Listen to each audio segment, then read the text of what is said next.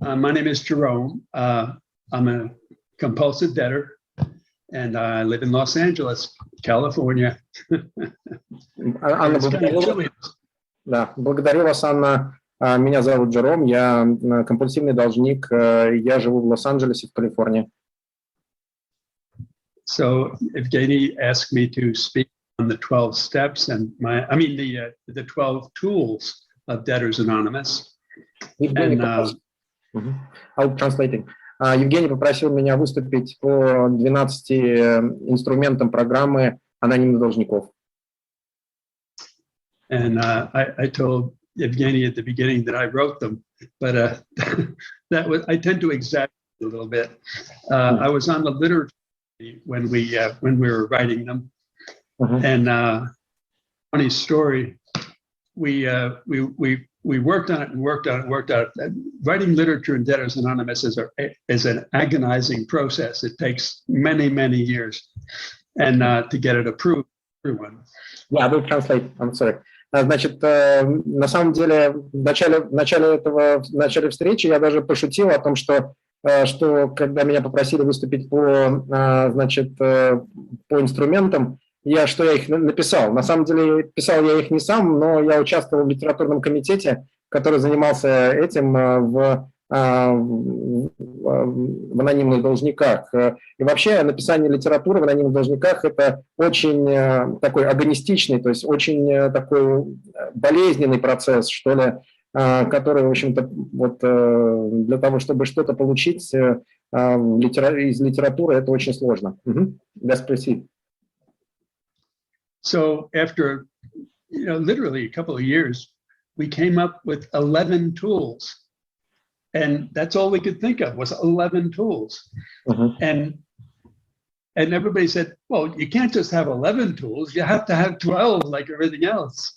Right? Да, на самом деле, значит, была такая история, что после нескольких лет написания, работы в литературном комитете над инструментами, оказалось, что инструментов мы смогли насчитать только 11. Но люди сказали, как так? Невозможно же 11, должно быть 12. And so finally somebody suggested anonymity. And everybody else said, oh yeah, anonymity, we didn't ever think of that. Потом следующим кто-то из людей предложил, из участников комитета предложил, давайте анонимность туда внесем. Все такие, ура, давайте анонимность внесем, как же мы про нее забыли. But I objected. I said, no, you call anonymity the tool, because anonymity is the spiritual foundation of the program. Но тут я возразил, я говорю, как так? Анонимность – это вообще-то фундамент для 12-шаговой программы, но никак не инструмент. But finally I had to give in because we did need to have 12. So anonymity became the 12th tool. Да, но на самом деле в конечном итоге мне пришлось все-таки согласиться с этой историей, и потому как нам надо было 12-й инструмент все-таки, и вот они меня убедили, что анонимность теперь у нас 12-й инструмент. And that actually relates to the 10th tool, which is business meetings. Because business, as you probably experienced yourselves, business meetings can be very chaotic and you'll think to yourself, I have a great idea, and then nobody else agrees with you. Or the most beautiful thing is when everybody agrees on one thing, and then somebody raises their hand with what they call a losing opinion, and everybody else changes their mind. Go ahead. Да, значит, 10-й инструмент очень связан с 12-м. Это 10-й инструмент, это проведение рабочих собраний. Насколько вы, наверное, уже знаете, рабочие собрания могут быть очень утомительными, и люди на них могут даже ругаться. Например, у кого-то какая-то замечательная идея возникает, он говорит, вот у меня идея такая есть, а его никто не поддерживает. Или на встрече, когда, собственно, случается так, что принимают решение и начинает голосовать один несогласный, потом он берет слово, докладывает, и все меняют свою точку зрения. Такое очень часто бывает на рабочих собраниях. So business meetings are a tool because they're a lesson in how to live life. If you can survive in a business meeting in Debtors Anonymous, you can survive in the outside world. You can run your business properly in the outside world. It's a real educational process and a very important part, the DA recovery process. В общем-то, если говорить про бизнес-собрание или вот это рабочее собрание, то оно очень имеет такую серьезную подоплеку, почему оно в инструментах, тем, что, собственно, если вы сможете выжить на собрании анонимных должников, на рабочем собрании анонимных должников, то вы будете готовы к миру работать уже и вести собрание в любом другом месте за территорией анонимных должников, потому как это как раз-таки хороший тренажер или, как сказать, воспитательный инструмент или образовательный инструмент для того, чтобы вести бизнес и собрание уже за территорией анонимных должников. All right, so we'll go back to the list of tools. The first tool is meetings, and I'll tell you a funny story about I believe in just going to meet, even if you don't want to quit debting, even if you don't want to go to meetings, but you know you have a problem with money, whatever your problem with money. I'm not a debtor, I make lots of money. There's plenty of people. I've known several millionaires in Debtors Anonymous.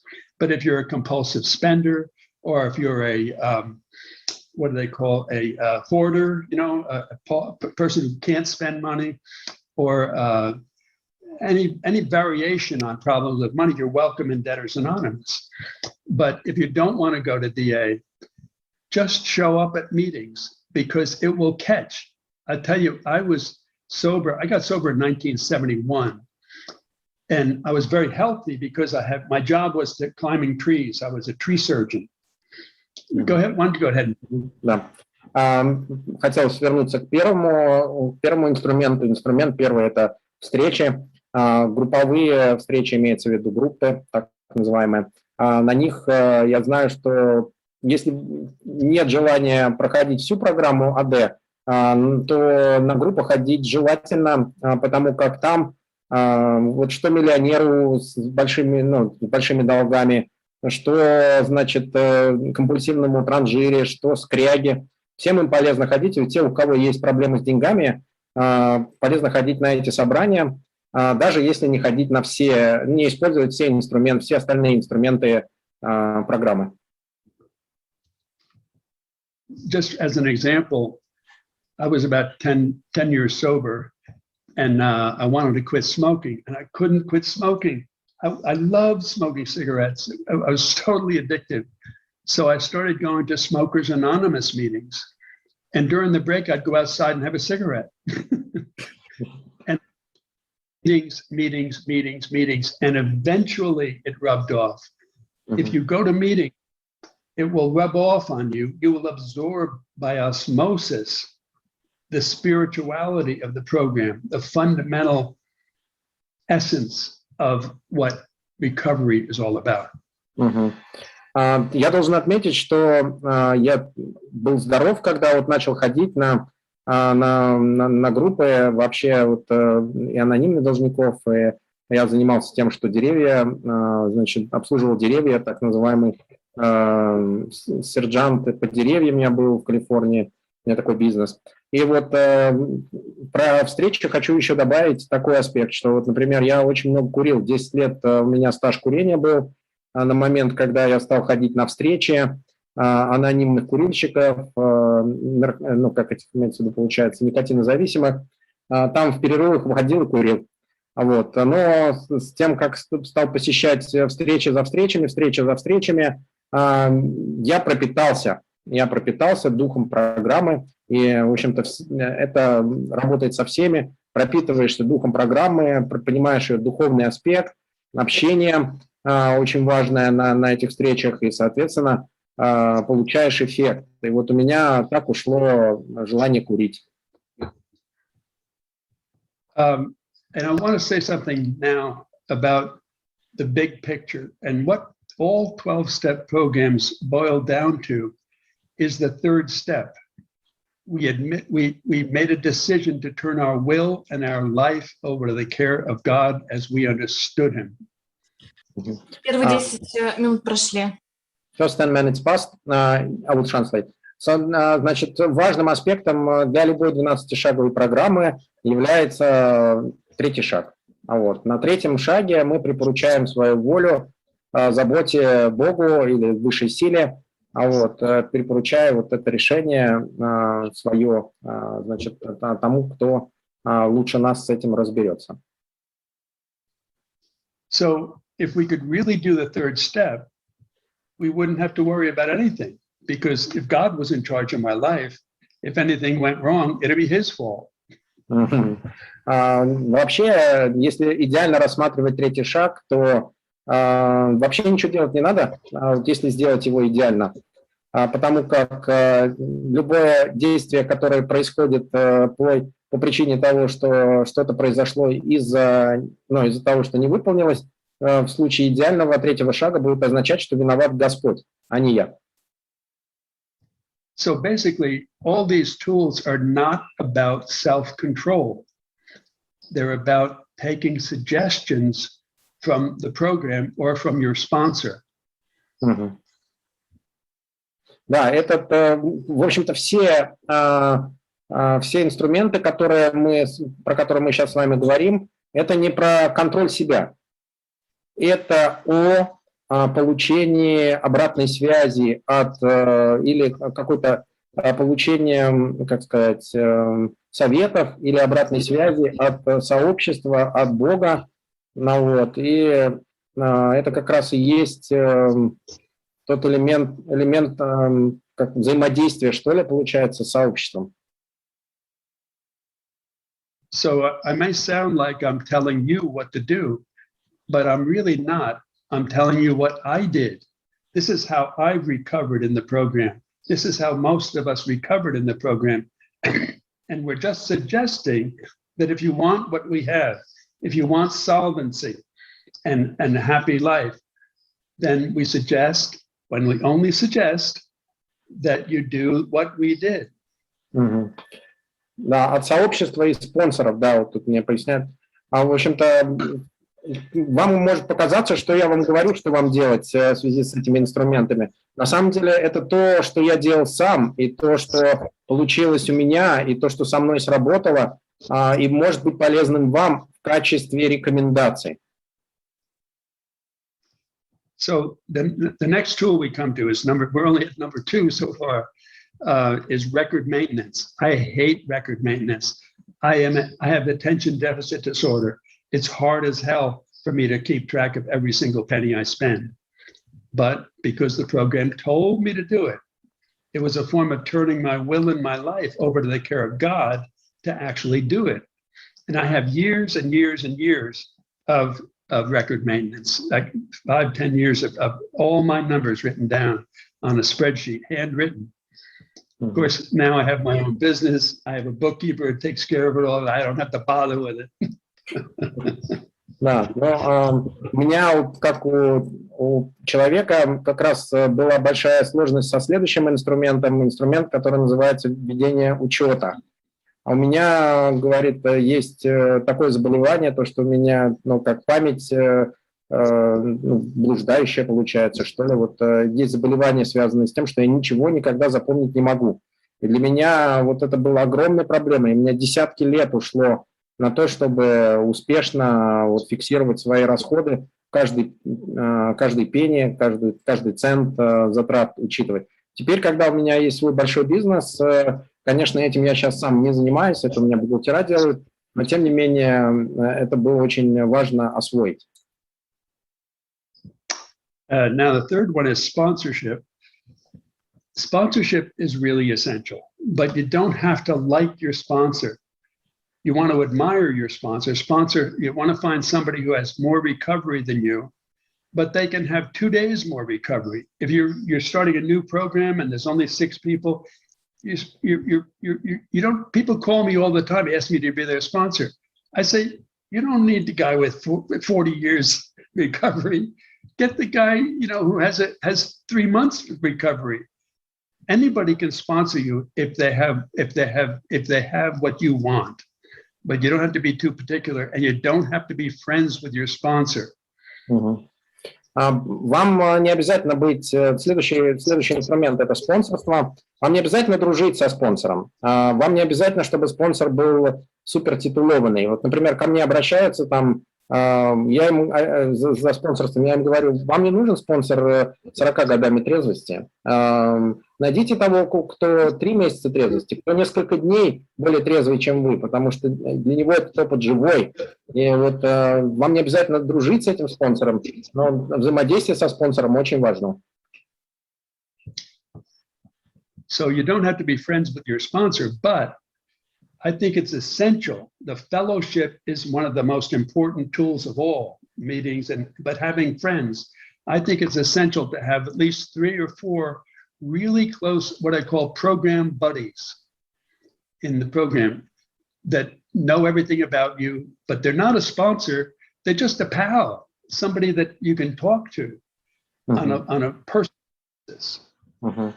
Очень важно также, если не быть друзьями со спонсором, то важно завести в программе 3-4 доверенных лица. Это людей, которые рядом идущие или какие-то впереди идущие, которые знают о вас достаточно или даже много, с кем вы можете обсуждать ситуацию в программе, ваши шаги, вашу работу по шагам или вот взаимодействие внутри программы для того, чтобы, собственно, получить от них обратную связь и поддерживать с ними контакт. Это надо. And now number 4 is pressure relief groups and pressure relief meetings. I don't know why they made those 2 different things. It wasn't my idea. Да, следующий пункт – это у нас группы ГОД и группы по облегчению давления и встречи по облегчению давления. Я, говорит, не до конца понимаю, почему же они разделили эти на 2 части. Это, говорит, не моя была идея, но уж так случилось. And the concept comes from Debtors Anonymous. I mean, from Gamblers Anonymous.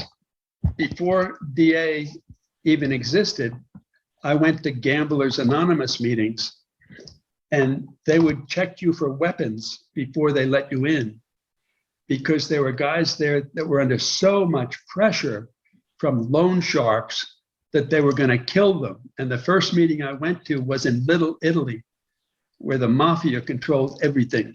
And it was so, you really understood what a pressure relief meeting was for, because those guys were in a life and death situation. Группы по облегчению давления, они были взяты анонимными должниками, это не изобретение анонимных должников, они были переняты от анонимных игроков. Почему? Потому что это те люди, которые проиграли большие состояния, и есть такое сообщество вот, анонимных игроков, на которых могли оказывать давление, настоящее давление в виде того, что смертью угрожали так называемые кредитные акулы. И вообще я сам лично ходил на вот эти первые встречи анонимных игроков в маленькую Италию в Нью-Йорке. Это для информации, это, в общем-то, место, где процветала мафия в те года, и, соответственно, вот там-то я и понял, что такое облегчение давления, потому что там угрожали смертью тем людям, которые находились, их проверяли, соответственно, при входе вот на эти встречи, проверяли на наличие оружия у тех людей, кто заходил на эту встречу, потому что людям, которые могли находиться вот на этих группах, могло угрожать смерть. So the pressure relief group is really the embodiment of the first 3 steps. It's an admission that I'm powerless, that somebody can help me, and asking for help. The first 3 steps, that's what it's all about, the pressure group. Группа ГОД – это, в принципе, прямое последствие, или, как сказать, находится в прямом, ну, скажем так, это прямое отображение первых 3 шагов в анонимных должниках, там, где я признаю свое бессилие, там, где я прошу о помощи и, значит, прошу силу более могущественной, чем я. So at your first pressure group is going to be a lesson on how to have a pressure group. You don't have to figure it out beforehand. Just have one. Just schedule it and do it. The only thing I would suggest you have is an agenda, a list of the things you want to talk about at the pressure relief group. And if you've kept track of your numbers, basically what your monthly income is, what your monthly expenses are, and what the difference is between the two. 10 минутка прошла. Yeah, second 10 minutes passed. I will translate. Значит, на первой группе по облегчению давления, это ваша первая группа, будет про то, как проводить подобные группы. Вот, и поэтому к ней подготовка особая не нужна, по мнению Джерома. Там важно прийти туда со списком основных вопросов, которые у вас есть, доходов и понимания расходов, которые у вас находятся, а также, соответственно, с желанием эту группу организовать как можно быстрее, потому как она даст вам возможность навигировать, или навигацию по самой программе. Evgeny, let me ask you, do they have Nike running shoes in Russia? 19 running shoes. What's that? 90. Nike. Yes, we have. Yeah. And you have the motto, just do it? Just do it, yeah. Right. Well, that applies to pressure relief groups. Just don't think about it, just do it. Да, для группы год это как раз очень подходит мото, или как это, значит, мото Nike. Ну, мото это имеется в виду, как это сказать, призыв Nike, или вот их известное словосочетание «сделай это», «just do it». Вот у Nike есть такое, вот то же самое касается группы год. Просто сделайте это. So that takes care of that. So the next one is spending plan. And the spending plan, you can't have a spending plan at your first pressure group. So all you can, a list of what your expenses are and how much you spent in the last month or 2 or 3, that's now your spending plan. And you have, then your goal would be to make enough money to cover the spending plan. Следующим инструментом является план расходов.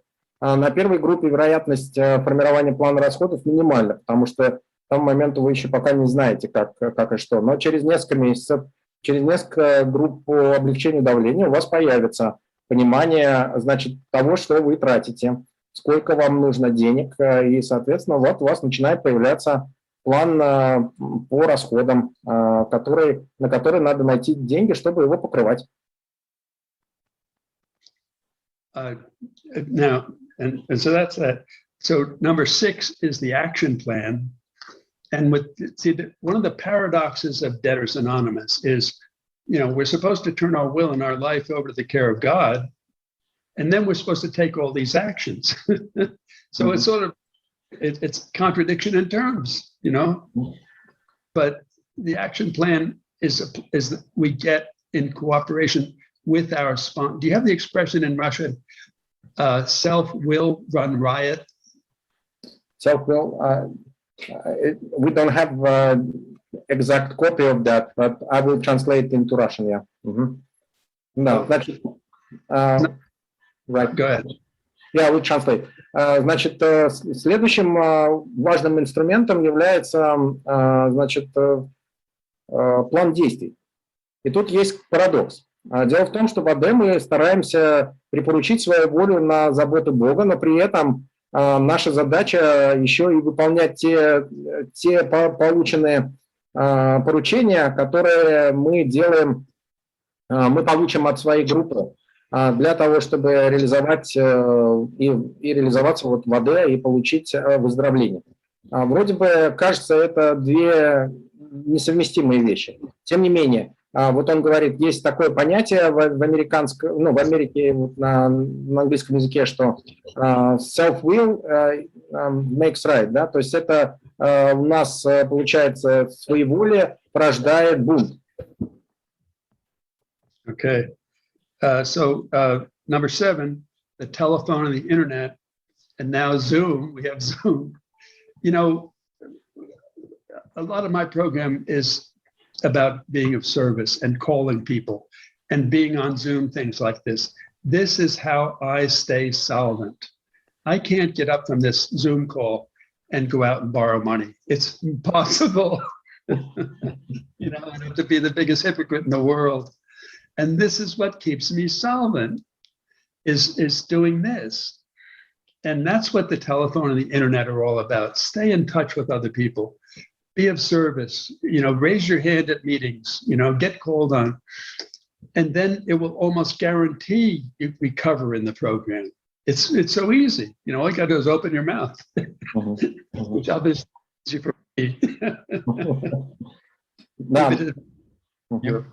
Нет, седьмой, значит, седьмой инструмент — это интернет и телефон, теперь еще и Zoom. Вот лично для меня очень сложно представить себе, что после того, как я выступлю сегодня по Zoom, я пойду и начну занимать деньги. То есть это практически невозможно. То есть это я был бы, уж скажем так, уж настолько двуличным и лицемерным, чтобы так делать.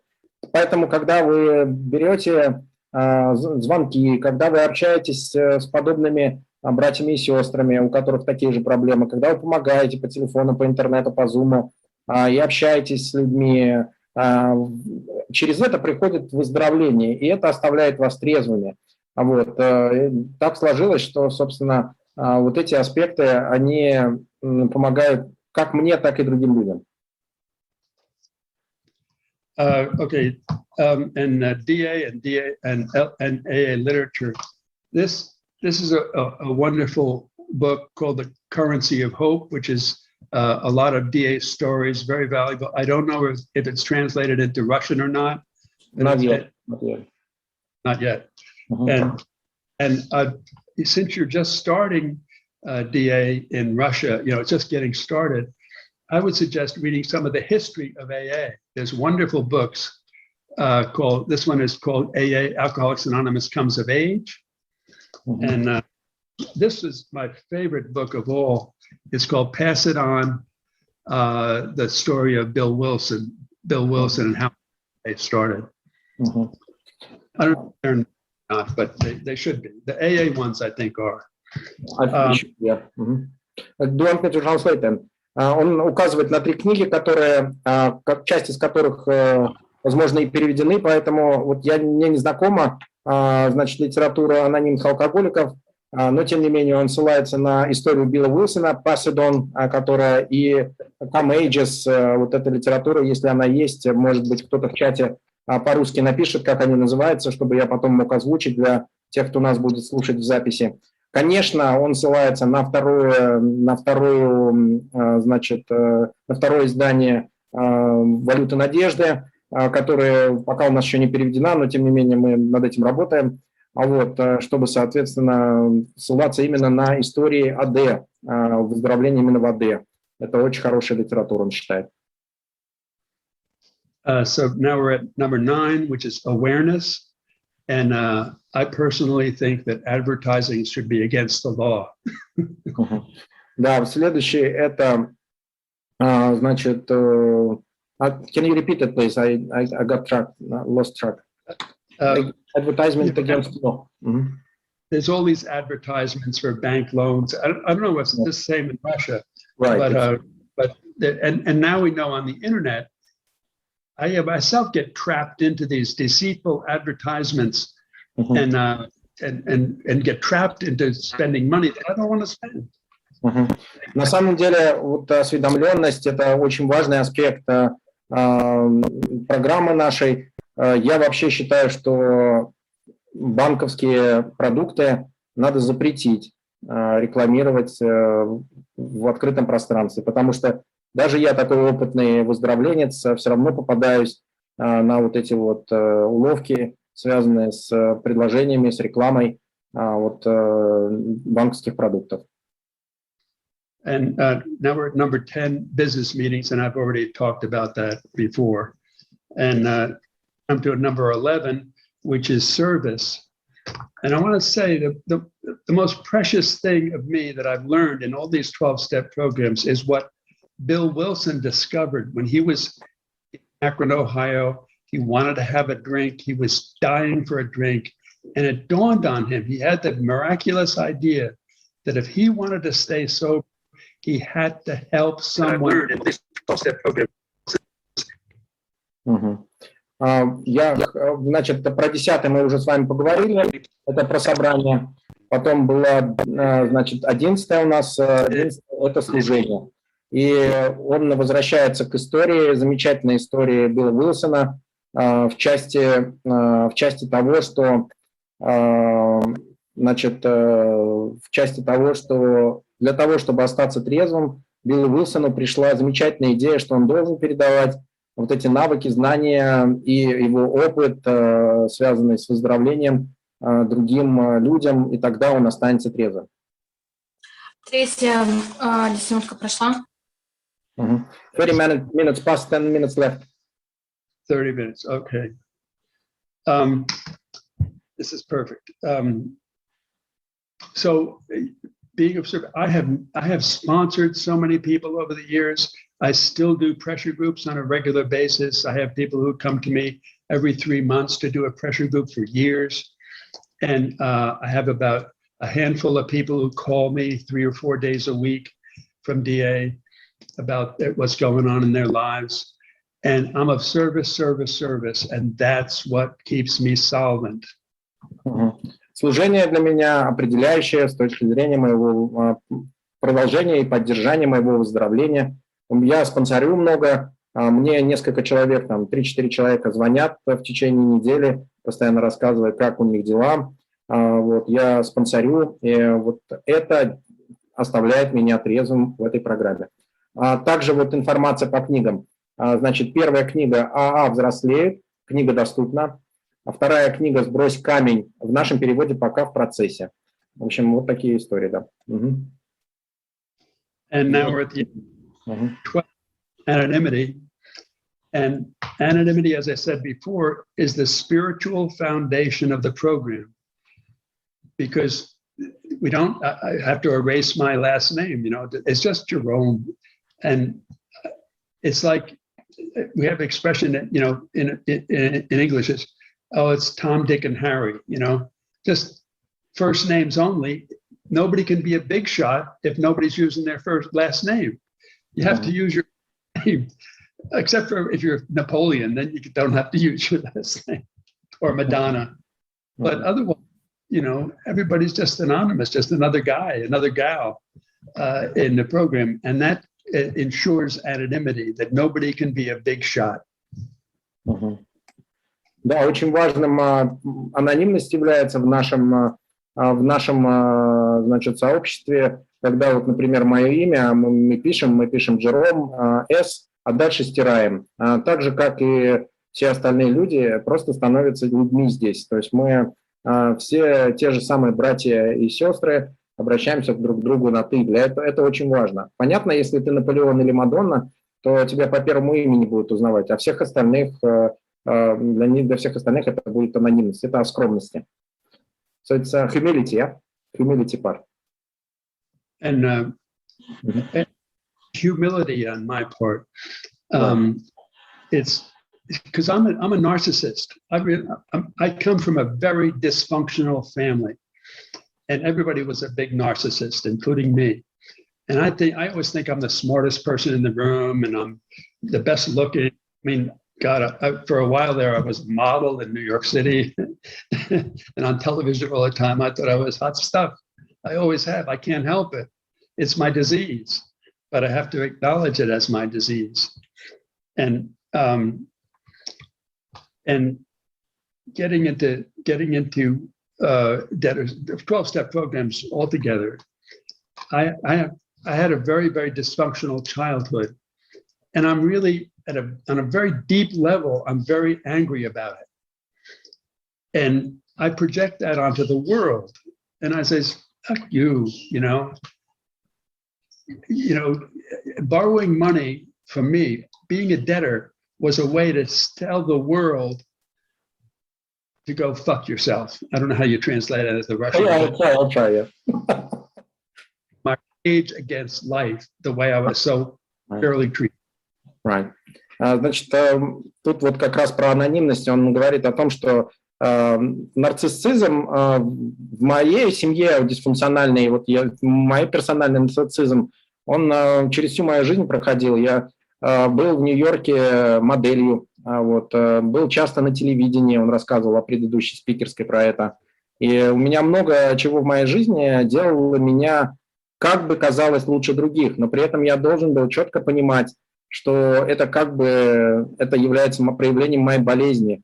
И для меня занимание денег это было как бунт против общества, бунт показать, что идите вы все к черту, значит, я буду брать и занимать деньги и не обязан их буду отдавать. Это вот такое проявление дисфункциональности, оно, в общем-то, через нарциссизм вот, в анонимных должниках или через анонимность, то есть это про смирение. Анонимность, в первую очередь, это смирение. Вот. So the essence of the program really is anonymity, but we don't want anonymity. We don't want to give up our ego. But the 12 steps and these 12 tools, the whole program itself is a way to cultivate humility and participate in the program as just another member, and then we can participate participate in life on life's terms and accept life as it is and not rebel against it. Вот как раз анонимность это про, как он еще раз упирает на это, то, что это про смирение. То есть наша задача участвовать в этом сообществе, смирившись с тем, своей немощью, вот, и с возможностью того, что от нас требуется, и то, что мы как-то проявляем себя в этом смирении, смиряемся в процессе. При этом мы не можем победить свое эго, но можем в программе получить достаточно смирения, чтобы перестать бунтовать против мира. Yep. I think that's it. Thank you very much. На этом я закончу свое выступление. Благодарю вас за то, что послушали.